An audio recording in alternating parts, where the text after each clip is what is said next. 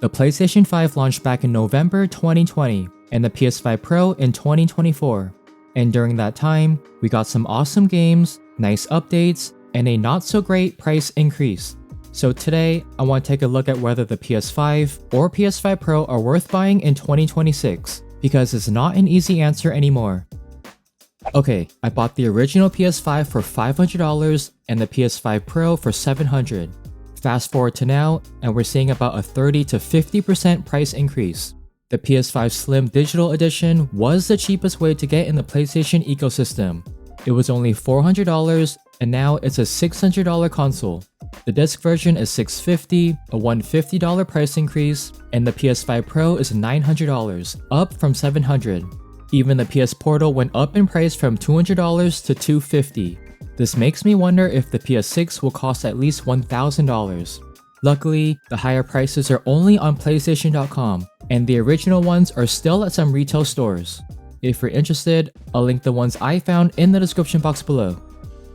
Alright, Sony issued an update on PlayStation blog stating the price increase is due to the global economic landscape.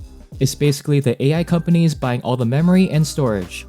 And even if AI flops, they can still use it as an online data center. But it's not just Sony, the PC industry took a hit last year, and Microsoft raised the prices on the Xbox Series S and X. I'm guessing Nintendo will be next. So with all that in mind, what does the PS5 actually get you? The digital version comes with 825 gigs of storage, disc version has 1TB, and the Pro model has 2. For some people, it's enough to keep your favorite games installed, and for those who install everything, you'll probably run out of storage fast. Fortunately, you can remove the backplate and slide in an M.2 SSD. I added an additional 1TB to the original PS5 and 2TB to the PS5 Pro. No matter which model you choose, you can play games at up to 4K. Most of the time, it won't be native 4K, but an upscaled resolution. Depending on the game, there'll be either a graphics mode or performance. Graphics gives you a higher resolution, more detail, and ray tracing, but at a lower frame rate. Performance offers higher and smoother frame rates, but at the cost of resolution. For example, playing Final Fantasy VII Rebirth with graphics mode gives you that 4K resolution, but is locked at 30 FPS. And performance mode allows you to play at 60 FPS, but the image quality isn't good. The PS5 Pro, on the other hand, has an upgraded PSSR, or PlayStation Spectral Super Resolution. This adds even more detailed and consistent performance in supported games. So again, in Rebirth, there's a versatility mode that blends the other two in one. You get a much sharper image, plus the game runs at 60 FPS. And some games like Stellar Blade can go beyond 60. Any PS5 model has super fast load times, and they're backwards compatible with PS4 games. But the PS5 Pro does have a feature to enhance the image quality just a little bit. Better graphics and faster storage is nice, but the DualSense controller is my favorite. It's going to be hard to demonstrate on camera, but it's one of those things that you need to see in person. This controller has two unique features, adaptive triggers and haptic feedback. I'll play Astrobot, which is probably the only game that takes full advantage of the DualSense. So when you're climbing a wall, there's some tension or resistance as you're pressing the trigger. And when you're walking on sand or skating on ice, the vibrations vary depending on the environment. Some games even have sound effects that play through the controller speakers. All of these features combined give you a more immersive gaming experience.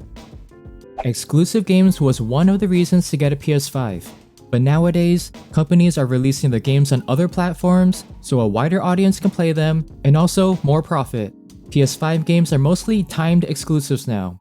They launch on the PS5 first, then jump to PC after like a year or two. For example, Stellar Blade was released on April 26, 2024 on PS5, then launched on PC on June 11, 2025. Rebirth had a similar pattern. PS5 first, then PC, and on June 3rd, Switch 2 and Xbox Series X and S. Upcoming games like GTA 6 and Wolverine will most likely be timed PS5 exclusives. And with the higher console prices, Sony's gonna make even more money. You still get some exclusives like Gran Turismo 7, Astrobot, and Ghost of Yotei, but the list isn't as long as it used to be. Even Xbox games like Forza Horizon 6 and Gears of War are being released on PS5. At launch, Sony sold the PS5 at a loss, and now I think they're breaking even or making a small profit. This is normal for Sony and Microsoft, and they make up for it through games and services. If you want online multiplayer, you need to have a PS Plus plan. Essential will cost you $80 per year, but you do get some other benefits like cloud saves and monthly games. Extra is $135 a year, and it includes the game catalog and Ubisoft classics. And the highest plan, Premium, is $160 per year, and it gives you everything plus cloud streaming, game trials, and classic catalog. In addition to a PS5, you'll probably want to pick up some accessories as well. Another controller is nice just in case you forgot to charge one, or if you want to play those co-op games. There's also the DualSense Edge for more features and customization. You can even pick up a charging station to keep your controllers in one place and fully charged. The Pulse Elite headset and Pulse Explorer earbuds give you that 3D audio for supported games. And with the DualSense features, it kinda makes it like you're in the game. For the times you want to play your PS5 games away from your setup, there's a PS Portal. It lets you stream games via remote play or cloud streaming. Connection quality is a lot better compared to when it first launched. Note that you need PS Plus Premium for cloud streaming. There are some rumors about the upcoming PS6. I'm hoping prices will return to normal, but if not, it's gonna be a pricey console. I think Sony is testing the price of the $900 PS5 Pro. If a good amount of people are still buying it, the PS6 will probably be around $1,000. I'll just enjoy what I have now and wait and see. I actually built a gaming PC not too long ago, which I'll leave in the cards and link down below. Maybe I'll make a dedicated video about console versus PC gaming, but here's what I think.